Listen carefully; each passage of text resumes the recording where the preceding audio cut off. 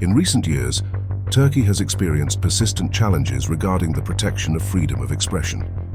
The highly centralized presidential system has reinforced the concentration of authority in the executive branch, generating concerns about the independence of institutions and the impartiality of legal proceedings.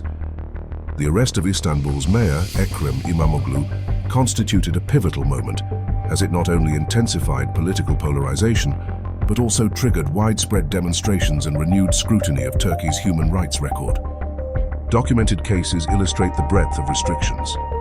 HRIUI, an art student, remained in pre-trial detention for over a month under charges related to political expression.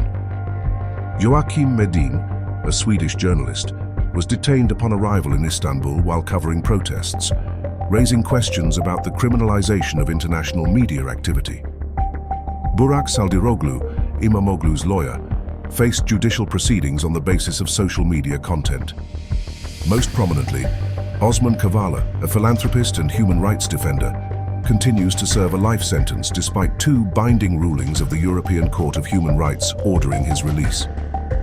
Domestic journalists have also faced similar pressures, including Yasin Agul, a photographer for Agence France Presse, whose arrest highlighted risks to the independence of professional reporting.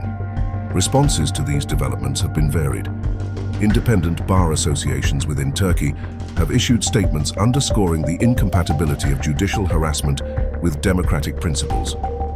At the international level, organizations such as Amnesty International and Human Rights Watch have pointed to structural deficiencies in the rule of law, emphasizing the need for Turkey to comply with its international obligations under human rights treaties.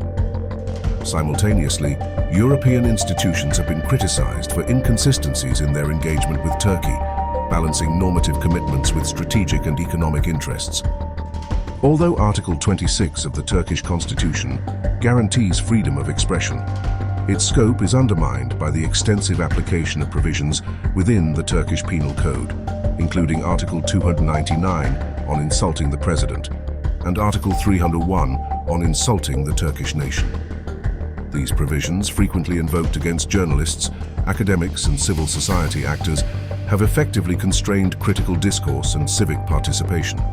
Consequently, the state of free expression in Turkey has emerged as a central issue in both scholarly and policy debates, symbolizing broader tensions between constitutional guarantees and political practice.